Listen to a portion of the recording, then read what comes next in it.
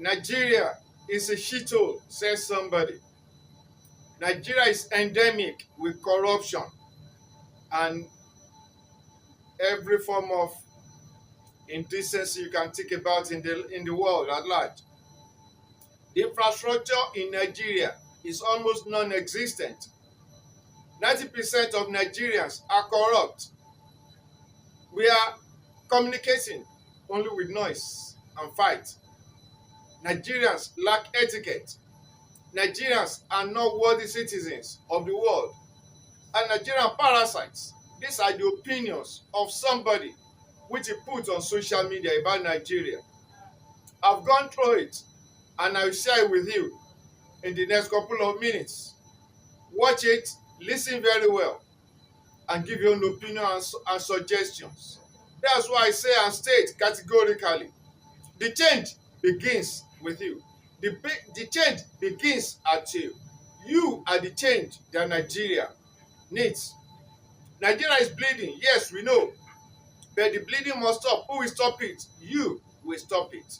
Like if you see soldiers in war, when they sustain injury, first of all they do is, what can I do? Especially when they are not totally incapacitated.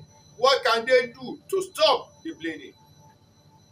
They look for something to form a tourniquet. They look for something to help to remove the bullet wound. And you and I, we are not yet incapacitated. We can do something. That is why this video is out. Nigeria is bleeding. Nigeria is not finished. Nigeria is not a shithole. In my own opinion, in my understanding, I don't know where I got that perspective from. But I don't want to make the judgment. I want you to see it yourself and make your judgment. Every Nigerian has responsibility in this matter. Watch and later or don't give your own opinion. Thank you. Are Nigerians parasites? In almost every country on earth, there is a Nigerian prisoner. However, no one wants to go to Nigeria. Moving abroad is the top 5 career categories in Nigeria. They have ruined their country so terribly that it has become uninhabitable. Police stations look like pigsties, whilst government buildings look like building sites. Corruption in Nigeria is no longer frowned upon. Instead, it is praised. Criminality is celebrated in every echelon of society. The people themselves do not elect decent Nigerians. They elect criminals. You know a country celebrates corruption and crime when it is 99% corrupt, but never has any top government official ever been convicted and imprisoned. In Nigeria, communication is conducted through screaming, hand gestures, and sometimes the fist way. You'd see diplomats, police, and military men fighting in public. Tens of thousands of fist fights should be recorded in Nigeria every day. Every building has a generator, some with up to 10, all running at the same time, forging a megapoly of noise of epic proportions. Nigerian motorists communicate with their horns. An average Nigerian motorist beeps their horn 100 times per day. Imagine the noise pollution.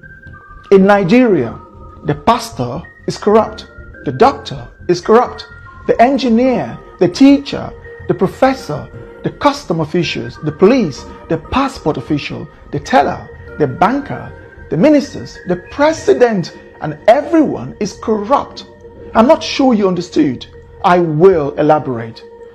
You can get to the Nigerian border with explosives, bribe the officials, and they let you in. You can bribe your way through your professors to give you the best grade. Bribe the passport officials to delete your name from the system and create a new identity for you. Or pay the police to arrest someone who annoys you. Nigeria is a complete shithole. Now imagine people raised under such chaotic system coming into your country. From the day they were born, they bribed their way through the authorities, school, and even employment. When a government job opening becomes available, the person in charge sells it to the highest bidder. You see, This is not talked about enough. I have given this a serious thought before making this video, and it breaks my heart that I have to make it. A Nigerian have no sense of queue, keeping the street clean, respect authority, law and order, or the faintest idea of customer service. There is only one thing on the mind of a Nigerian: make money and buy respect. They have succeeded in creating nations within their country. The Hausa, Yoruba, and Igbo effectively have quasi-nations within Nigeria. You should see them bashing, fighting, hating, and disparaging each other instead of working together to fix up the world's greatest human shithole ever put together, called Nigeria. Let me take you around the world.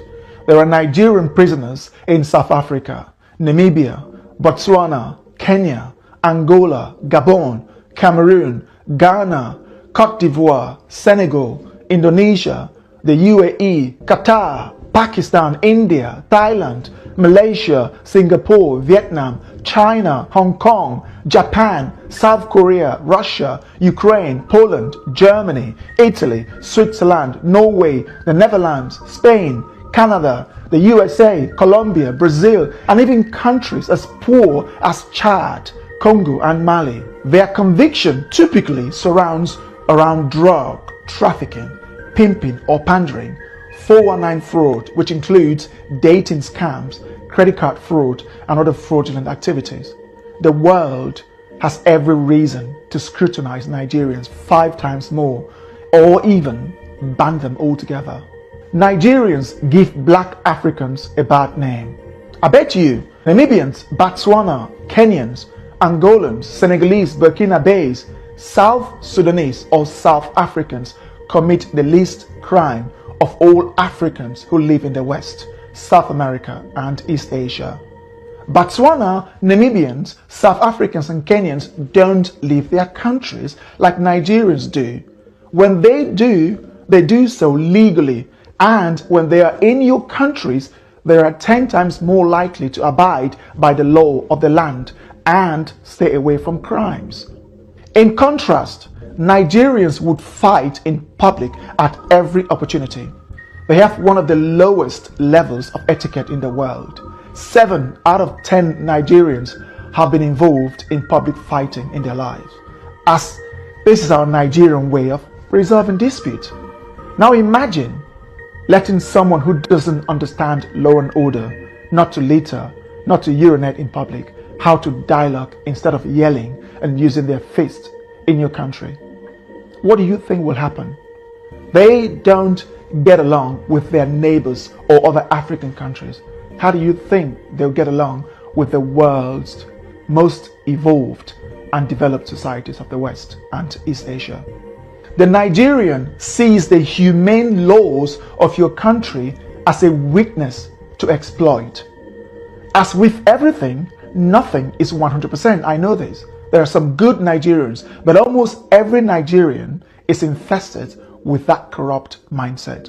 Living in Nigeria, I have tried to find something good to sell to the world, but unfortunately, there are scarce.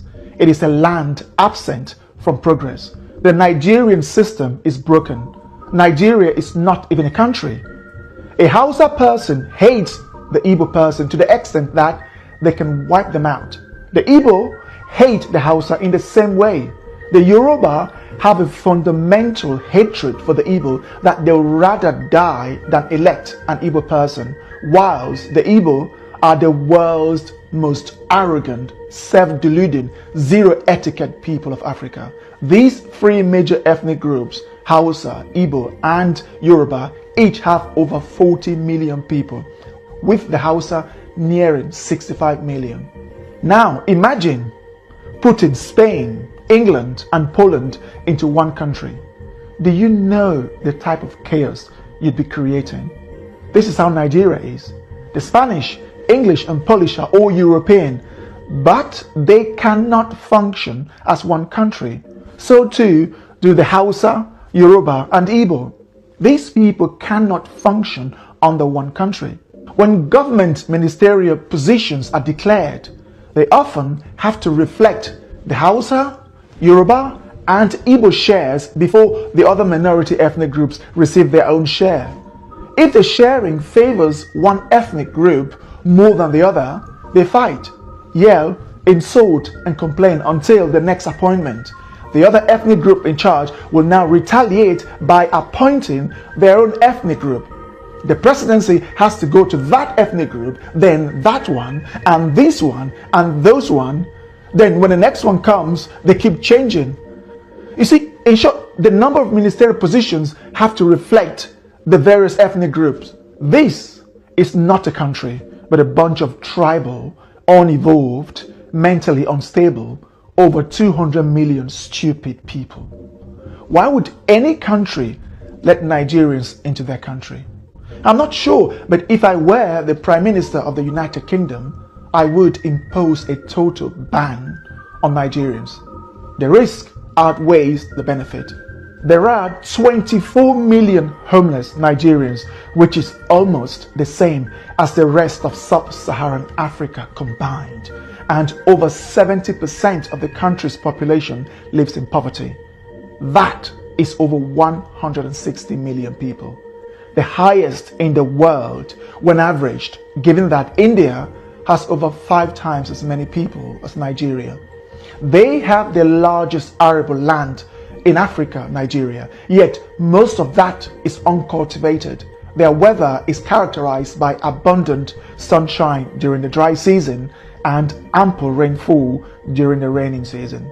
The north is the savannah, and the middle belt of Nigeria is level with abundant arable land suitable for farming. Still, 56% of Nigeria's 70 to 84 million hectares of arable land remains uncultivated or underutilized. You begin to ask yourself, why are these people hungry? The answer is simple: incompetence and a collective lack of skills to run a country. Nothing in Nigeria is properly managed, from the police to the immigration services, customs to the airport, traffic to the road network, schools to the national grid, and from the people to their own very homes. Nigeria is a chaotic society where people exhibit some of the lowest levels of etiquette and quality known to man. And most of these people are looking for ways to obtain visas to the various developed and semi-developed countries so that they can bring that chaotic upbringing from Nigeria to the world. I have tried to find a better way to euphemize this video. Still, after months of procrastinating, I couldn't find a better way to organize my words, but to say it as it is. If you are a Nigerian watching with the slightest ounce of honesty, you'd agree with me. We have earned the badge of honor of being amongst the worst in the world. Poverty isn't why Nigerians are dishonest, criminal-minded, corrupt, and everything else. Nepal is a poor country. How many Nepalese have you seen committing crimes around the world? Chad, Burkina Faso, Mali, Myanmar, Tajikistan, and South Sudan are poor. You can't see them going around the world committing crimes. Of the world's 195 countries, there is a Nigerian prisoner in 60% of them. Nigeria is not a hero. Nigeria is not a fair state. And Nigeria definitely cannot be defined by the corruption some people see or perceive in the land. Some have used this narrative to define Nigeria, but for years that has been the story, and some people are still holding on to that. But you can see, if you look keenly, that that is not what defines Nigeria. Within this Nigeria, we have brilliant innovators, brilliant creators that are producing things daily, coming up with wonderful ideas, wonderful entrepreneurs in both the tech world, the agricultural world, the communications world. So we also have globally respected professionals that are working presently in the land and that will also do hybrid work with international networks. So Nigeria is filled with resilient, hardworking, and focused people. Just like our forefathers have a proverb that says, "Ẹrú kan ló máa ń múni bú ba ẹrú." That's a Yoruba proverb. That is one act, one maladaptive behavior of a servant that will make people to use that opportunity to abuse about 200 other workers in that same category. So because of some perceived things, in the 12 disciples of Jesus, there was a Judas, and you didn't use that to define the other disciples. So in the land, there are bound to be black sheep, and you don't use that to define the others. So despite all this, even in diaspora, we have hundreds of thousands and millions of Nigerians that are doing wonder and pushing the boundaries on daily basis. In US, we have one of the great sons of the land, a medical doctor, the son of Dr. Mrs. Okonjo-Iweala, the WTO Director General, and so many others performing extraordinary feats abroad. So Nigeria and Nigerians should be respected and should be honored against every other narratives being pushed from different corners. So give your opinion, give your ideas. We are not desperate, and we cannot be. As long as red African blood flowing in our veins, we're going to push the boundaries and shut the mouth of people that try to distract us. Keep on keeping on. Give thumbs up, share your comments, subscribe to my channel, and lift your thumbs up for Nigeria. Nigeria will rise again. Nigeria will hail thee. Our own their native land. No tribe and tongue may differ. Right? Then Nigeria, our Nigeria, shall survive all this. And our story will be sweeter than ever before.